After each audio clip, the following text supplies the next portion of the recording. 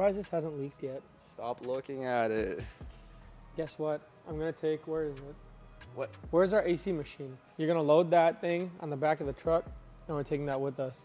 You know why? Improperly sized fittings for the inner chiller. We've leaked out AC once already. In case Kirk from Force Inductions Inner Chillers is watching this, we're very sorry we haven't done it correctly. We'll do it soon. Anyway, we're getting this thing ready for the track today. We got our same mods as before. Hey, actually, no, this will serve as proof for when people are like, oh my God, you're lying about your mods when you run a sick time. Yeah, check this out. AMS intakes, no covers because they don't fit. Inner chiller, this is why the covers don't fit. We got the spool FX200 on there. Yeah, I showed them that already. We have stock injectors still, but we're taking our XDI 2100cc injectors with us. In case when we run E, the stock injectors decide to go boom boom, like they do on VR30s, as VR30s do. We're currently putting in the Z1 low pressure fuel pump. We have all of the suspension mods that we talked about last time with our big beefy Bellic wheels. Yeah, we can show you what we took out actually. Yeah. These are probably the heaviest things. Honestly, these are probably each like 2 pounds. So yeah. Like, look at pick up the sub. The sub is like legit 10 pounds. Actually, yeah, this thing's kind of heavy. I'd say, oh, no, yeah, really. I'd say this is like 10 pounds of weight. Yeah.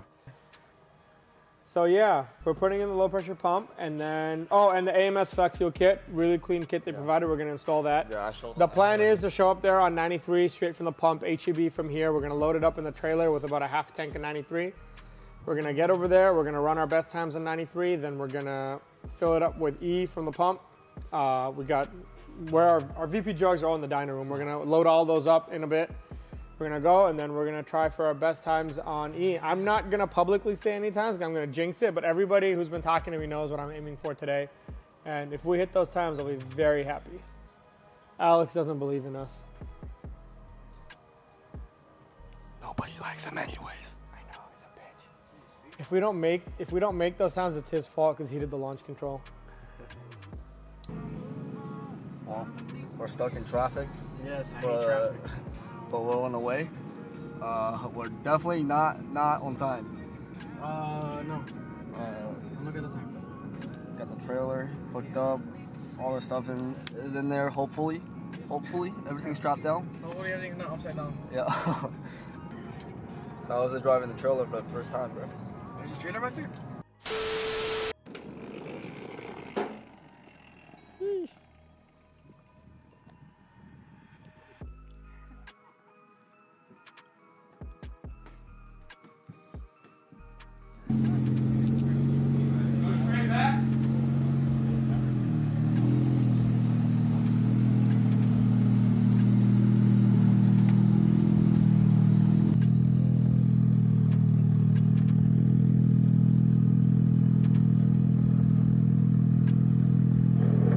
Nice.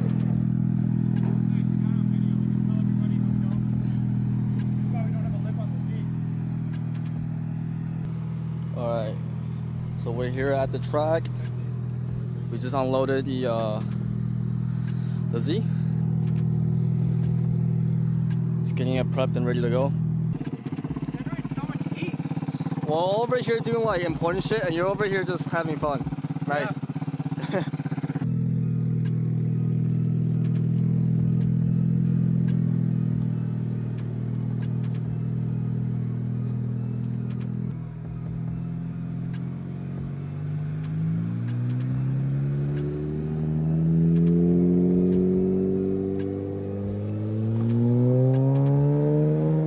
Alright guys, we just got to the track in Evadale. We're at Evadale Raceway out in Evadale, Texas, Silsbee, Texas. It's a cool track, super nice people. They got great prep and we're just about to start running the Z. Alex is making some final adjustments on the tune to get that launch in. We got Rudy from Texas Tires and Parts here helping us out, making sure that we don't have to dial in any more of the suspension, and then hopefully going for low 1.5 60 foots today. And we're hoping for a 10.9 or better on 93, and then we'll toss in the E and see what it does. But it is hot. It's 2300 DA right now, so it's not very nice for running fast times on 93, but we'll do our best.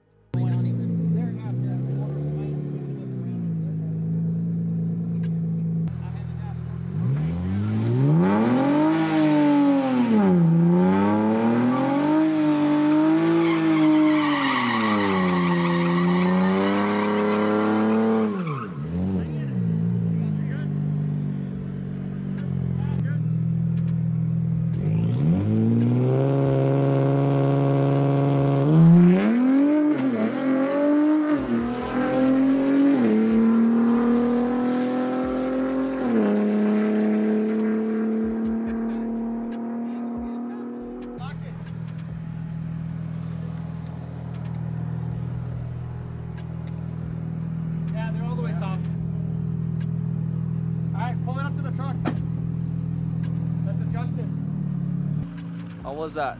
Crash. What happened? First time driving the Z. We gotta get the driver mod in there. Nah, bro.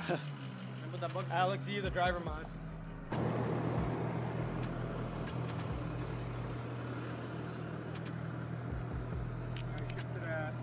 Look at these princesses. 64, 6,000, 6,000, yeah. Too late on all of them. What's up, Mo? 55.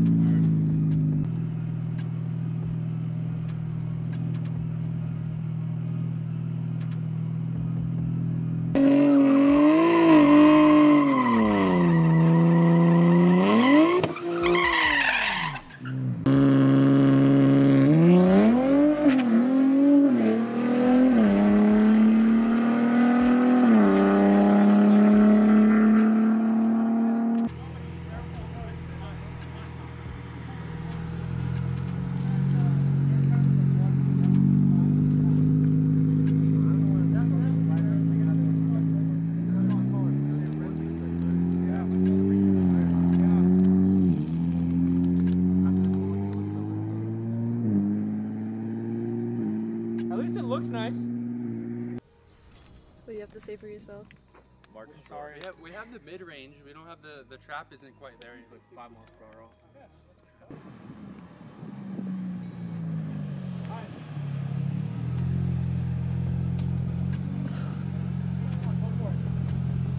Stage and run it. Also, after you do it, every time I told him we're just gonna do a couple cool down laps immediately. So feel free to do as many cool down. You can cool down that way too if you want. After you run it, go onto the laptop, take it, and then either do your cool down. Okay. That track sounds sticky as hell. You're saying we need to spray the water, no? They honestly, probably it'll be okay to do the burnout. Can you spray some water?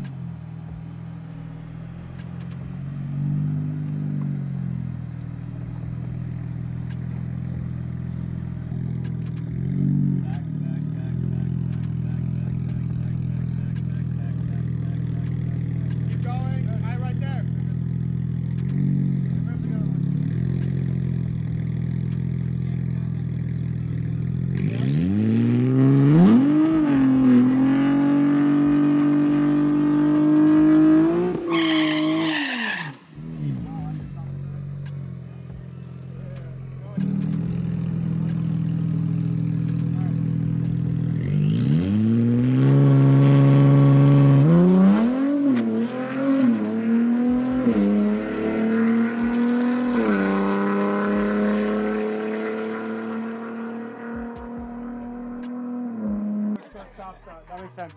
What do you think about that run? That one, dude, I saw the wrinkle on the tire. Yeah. That thing's hooking. What did it run? That looked like. I'm gonna guess 11.0. 10.9 at 122. I like that. 11.2 again. Damn. With a 1.61, the 60 foot was worse. It looked like It was spinning. Yeah, he held it too long. He needs to not hold it as long. He needs to get on it, and as soon as he sees 20, just go.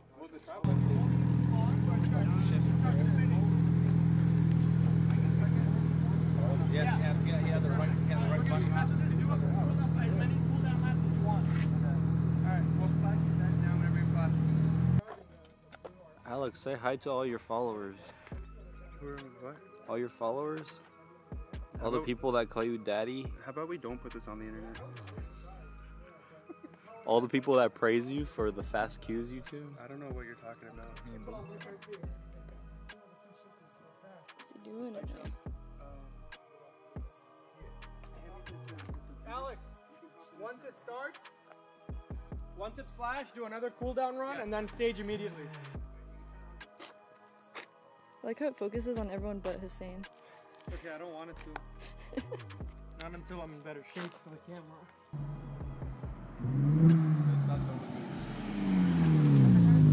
Alright, let me check it.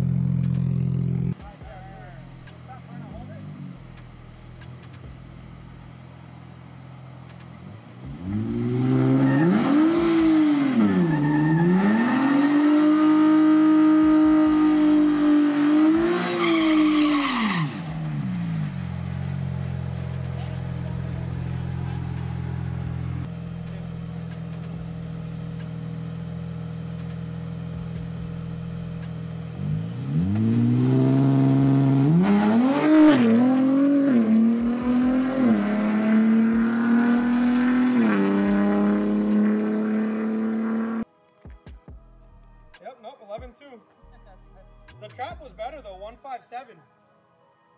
Well, sorry, the trap was 121.4, but the 60 foot was also better, 157. So I guess he just needs to run that again.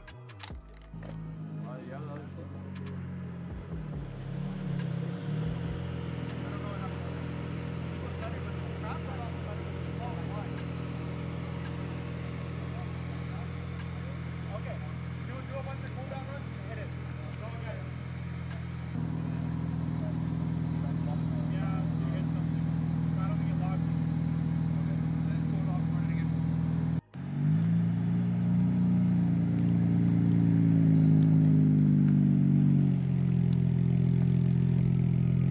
There, that's it, like that. Go back. Like that.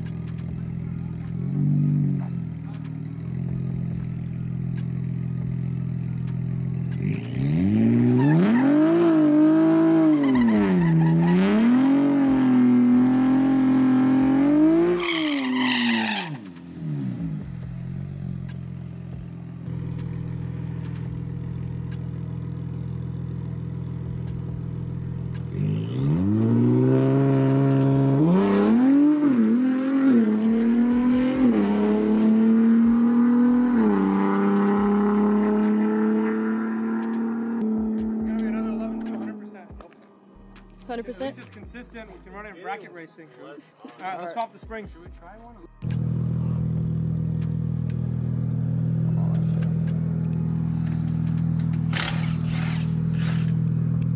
How's it going? It's going good. We're gonna make it go faster. What are we doing right now? We're doing a spring thing. So we're changing to a softer spring? Yep.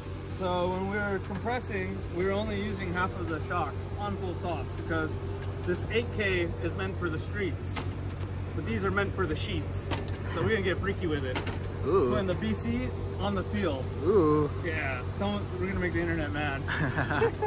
You see this, dude? Oh, we just pulled the rear coilovers out, and our boy Rudy is doing his thing. 5 millimeters of preload or 4. 4 millimeters is usually pretty good. If I had a spanner wrench, I would show you, but I already know these turning equals 2 turns equals 4 millimeters of preload. As soon as this collar touches this coil, boom, line it all up, I have 4 millimeters of preload. Science. Science. And all these values. Oh, see, we got a little bit taller, so I gotta adjust for that height. Okay. Yes, So sir. Yes, sir. we get down to so we don't change our alignment height. 21 and a quarter. That one's ready to go back in, but I'm gonna keep it out. So we change this and make sure it's all symmetrical and all the same. Rudy scared me for a second.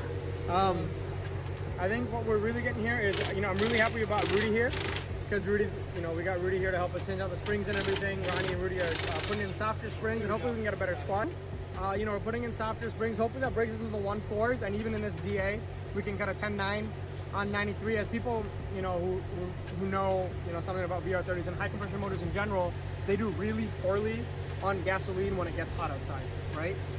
Once we put the E, we'll have a lot more cooling, and that should help us get this down to, I don't know, hopefully like a 10.4.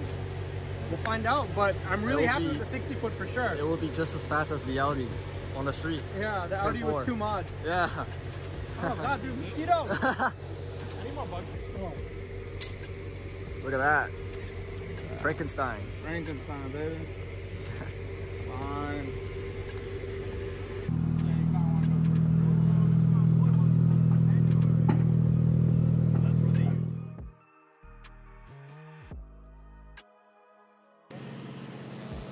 How do you feel right now? Oh. How do you feel right now? Hot. Hot. What do you think of the VR30?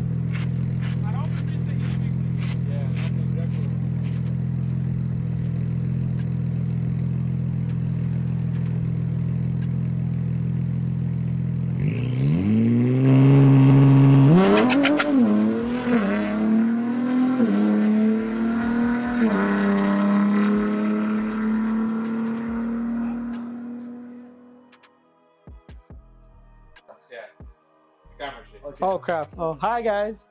What do I do? I don't know. So we ran a good time. I'm excited. But I didn't drive it because I don't know how to drive. Yeah. So we had the lightest member of the crew. Well, actually, technically, we have a lighter member of the crew, but they're not on the videos yet, so we won't show them. But this man is one of the lighter members of the crew. He's honestly though, like, yeah, round of applause for Alex, for real. He knows how to drive the Z. We got some good footage that hopefully will be in this video, and you guys will see some of the crazy launches. But our best 60 foot of the night was a 148, and I think we have a video of it popping a wheelie even with the heavy 18-inch wed sports up front. But the best time of the night had a 149 60 foot, 149.00 with a 686 8th mile at 99.36 and a 10.79 at 126.65, all done on 93. We'll just take a picture and just, yeah. It was pretty hot today. I think the best day we got was like 1600, 1500, something like that. We unfortunately couldn't run E today. We were starting to get, so we were running 93 all night, and I'm like, you know what? Screw it, let's toss in some E.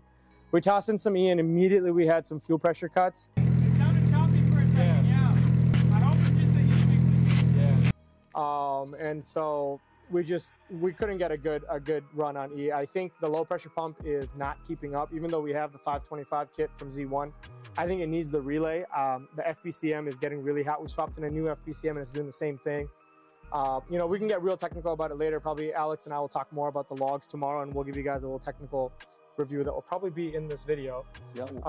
But we'll talk about it. But essentially, the fuel system wasn't keeping up, even though we have a high pressure pump on there and we had a low pressure pump installed. Definitely will come out next time with fully in the car working, and we will hopefully be running low 10s. But 10.79 on 93 is not too bad. And yeah, we're all loaded up, ready to go home. We got that 2.5-hour drive ahead of us. So. Anthony, want to say it at all? I mean, the car did its best, you know. And Rudy, dude, Rudy. Oh yeah. Dude. Wait, okay. Okay. You go ahead. No, you go Okay. So. No, we're gonna keep it. No, People like when we talk. They don't like when you talk, Moonshine. When we first got the car off the trailer, the car wasn't squatting the way we wanted to. And then we ran it like what, twice or 3 times, and then it was like Rudy's like, all right, stop, pull the car over here, and we pulled the Ronnie and him pulled the rear suspensions off, the struts off. Yeah, Ronnie says he didn't do anything, but Ronnie was helping. Yeah, swapped springs and did all the adjustments, like his thing, whatever he does. And we immediately gained the 10th in the 60 foot. So our best 60 foot before. So Rudy earlier today was like, hey, what rate, you know, spring rate is on the rear? And I'm like, I don't know. He's like, well, friggin' look it up. And so I get up on Z1. We have the Z1 R Pro coilovers exactly as they send them. And so they have 8K Swift springs. So Rudy had the foresight to bring 6K springs. And after like 3 runs, like, all right, he's like, stop running it, bring it back. And then he installed the 6K springs that he brought, and boom, right then we ran a 150. I think we started like low, we 150. We did like 3 or 4 passes, consistent 150, and then we got it down 149, 148. But yeah, no, I mean, dude, and Rudy came out with us too, you know, no, he wasn't like, oh yeah, you like, you know, pay me for coming out or anything like that. Like, yeah, Rudy's just an all-around great guy, really knowledgeable, and he's been a real key in us getting this time today. So thank you, Rudy, and I hope you all follow his channel too, because he's got a lot of knowledge on suspension and launching and geometry and all that you know we don't. So Offers this service locally. yeah, Texas Tires and Parts in Houston. He's the only guy I trust with any of our cars. All of our shop cars go there for alignments, for you know stuff as simple as putting on tires. So definitely. The second we got the car after yeah, you felt the difference, right? The launch was so much harder, and it caught me off guard because I have to shift fast. It's a short gear ratio. It's very short gears. Yeah, it's like you know those rally cars. You just launch on and it's like 6th gear. Like I have to like you know like really focus on hitting those hitting those shifts. But yeah, like that. After that, consistent. Like yeah. Kudos to you, Rudy. Couldn't have done this without you. But yeah, we're ready to go, man. I'm a little bit disappointed, not gonna lie. You know, we rented the track for 6 hours, and we had this 93 number like what 3 hours ago, and we've just been trying to fight this freaking fuel system the entire time, and it just wasn't cooperating. You know, even the rain held off for us. Everything worked out, but just the fuel system failed us. So, you know, you live and you learn. It's funny because I probably, you know, in retrospect, I should have brought more fuel pumps with us. Low pressure fuel issues are like, they plague the VR30, and it's unfortunate that I didn't think about bringing it because we always see this on customer cars too. So, yep, but we'll be back, guys. We'll be back at Evadale Raceway and hopefully come back for a low 10 on E. We're coming for those Supra times. How does it feel compared to your Supra? I know you don't dig your Supra, but it's slow. Okay. That's all, folks. B58 wins. Yo, man, allergies are messing with me. Check it out, we're in our new diner. Well, it's the same diner room, but we painted it black. We put a nice neon Racebox on it. Okay, if Moonshine was here, he would correct me and say, it's not neon, it's LEDs. They don't actually use neon anymore. So our new LED sign that represents neon signs from back in the day that you Gen Zs wouldn't even know. Oh, and then we added all these LED lights now, so it looks really good. And then obviously the customer car is sitting here. Ben, please take your car. It's been here forever. I'm gonna start charging storage fees. Okay, so what we have here are 2 VR30 motors, both made 446 peak. One is out of a Z, one is out of a 2018 Q50. I wonder if we're violating customer privacy rights. Don't show them this part. Ah! Anyway, they're both on 93, they're both full bolt-on. They're both very healthy numbers. The biggest difference you're gonna see, also don't mind the choppy graph. We were actually spinning quite a bit, even after putting a ton of pimp juice on, because our knurling on our dyno is old. I blame Z1 Motorsports.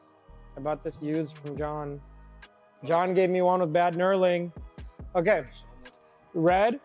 Look at this flat torque. Look at this nice top end. That's a Q50. Look at this unnecessary torque, this low top end, that's a Z. So essentially the changes, okay, they're on different days too. Like, okay, this was a 72-degree day, less correction, but then you would have more top end. So it's actually even a better comparison, because this was on a hot day. It was 93 degrees in the dyno room that day when we ran that Q50. But essentially this just demonstrates the difference on the stock turbos. So very early on, Z1, when they got their hands on these turbos, they told us that, hey, the Z turbos are smaller.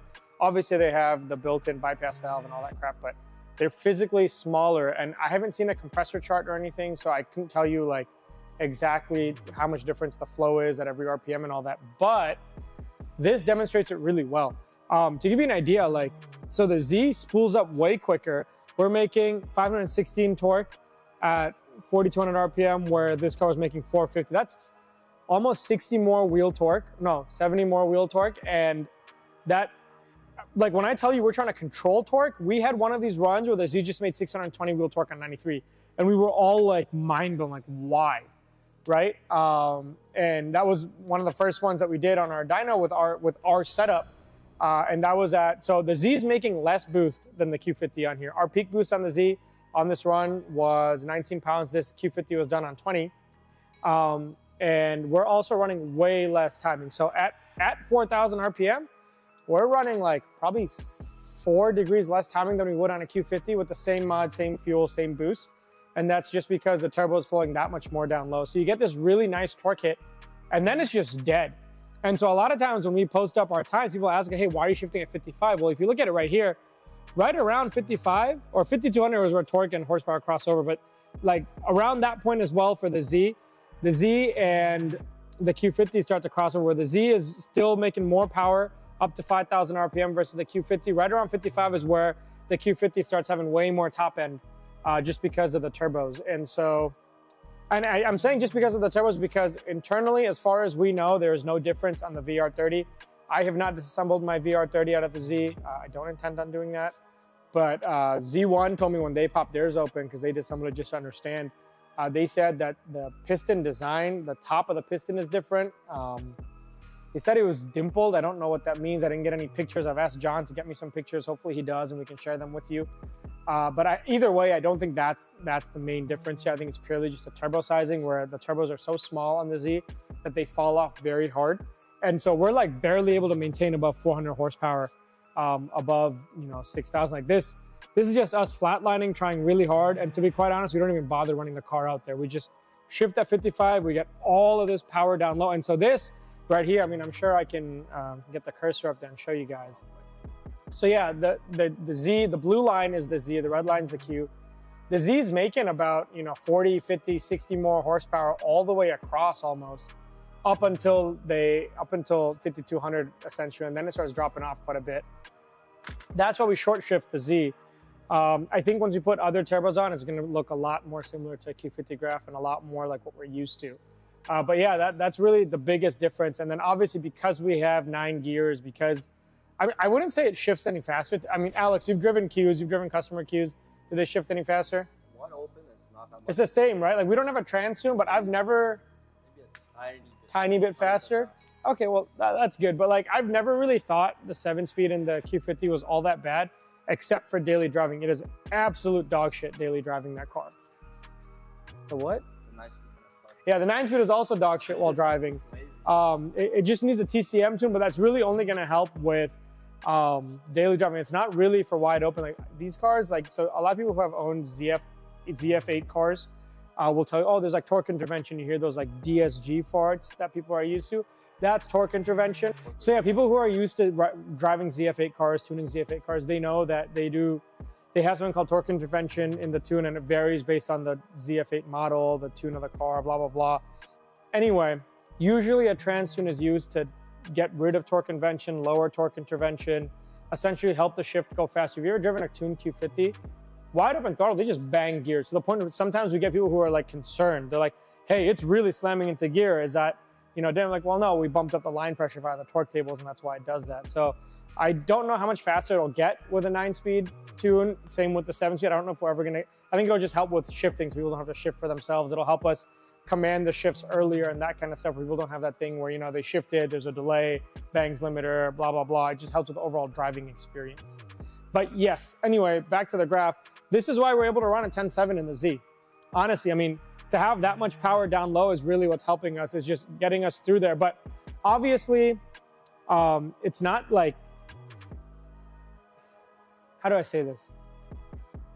It's not quite the same, because on the other hand, you could also run, you know, a Q50 and keep it above 5,000, which is what we always recommend for customers.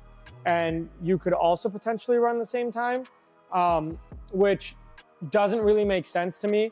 And that's still something that I guess the Z isn't that much lighter either. So I guess it has to just be that we have so many more gears where we're staying in it. It could also be that a lot of these Qs are just dyno queens. Maybe the Z doesn't really show up on a dyno, but on the street, it's actually doing better. I'm rambling at this point. I was just gonna cut all of this out. But you see what I'm saying though, right? Yeah. Like, it doesn't make sense logically. Like, this makes less power than this.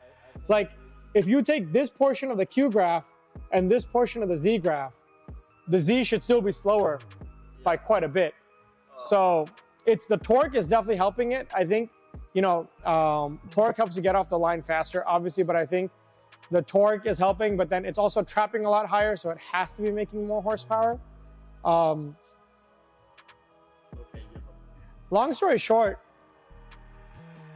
I don't know. I think it's just down to the weight and the shorter gears. But is it that much? I mean, you know what? To be fair, I don't think anyone ever gets a 93Q gutted. Yeah, actually, you know what? No. I will take all of that back. There are 93Qs that have actually run 10s. So I take that back. I think it does make sense that a Q could do it. It probably is that no one ever guts a Q far enough to match the, what, 3,400 pounds of a Z, 3,300 pounds of a Z. Usually people who are doing that are running E. They don't ever bother doing it on 93. So yeah, that's why we shift early on the Z. Edit this, make it make sense. Yeah, so we're very disappointed. I'm really mad at myself. One of the most common issues we always encounter is people that have low pressure pumps that fail. And very early on when we were, you know, doing DIY projects and shit with the low pressure pumps, people had tried out the 525 Hellcat pump and it would blow out FPCMs. I know this. I have always told people, do not install a 525 pump unless you're installing a relay. Despite all of that, when we were putting in all the fueling ports right before we went to the track, I told Ronnie, hey, don't worry about the relay that's running off the FPCM. Because in my mind, for some reason, I thought that, you know, if the FPCM was gonna fail, it was gonna fail altogether. So I brought a spare FPCM, but I didn't bring a freaking relay. And that's not how the FPCM works. It does eventually burn out, but until then, it just stops flowing. Like it overheats and the pump isn't getting enough current and it just doesn't flow.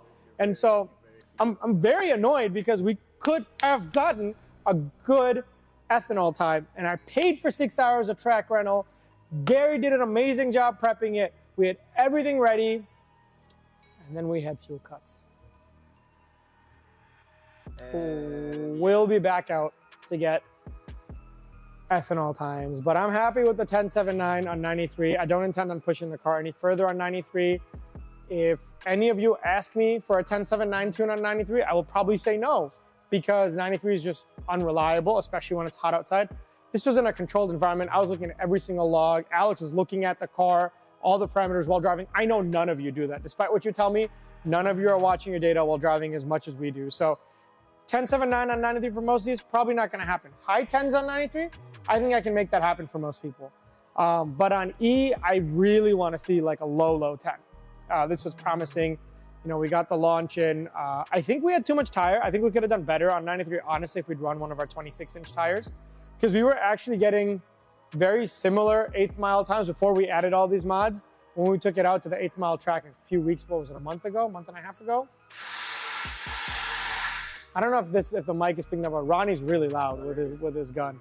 But yeah, I think 10.4 is what I'm aiming for on ethanol. If we do better than that, I'll be very happy. I think we'll take out a 26-inch tire next time, see how the car runs on a 26, and we'll get you guys data on that. Because the 28-inch beadlock, we did it for clout. It clearly worked. TRC liked it. They reposted us. So, you know, it was worth it for the clout. But I think we'll keep a 26-inch set for stock turbos. And probably if the 26-inch runs better, we'll use that as long as we're on stock turbos. toss the 28-inch back on when we do big turbos. Or, you know, if the 28-inch is better on E and E has enough power to justify it, we'll run the 28-inch. But yeah, that's where we're at. Thanks for watching. Ronnie's a bitch.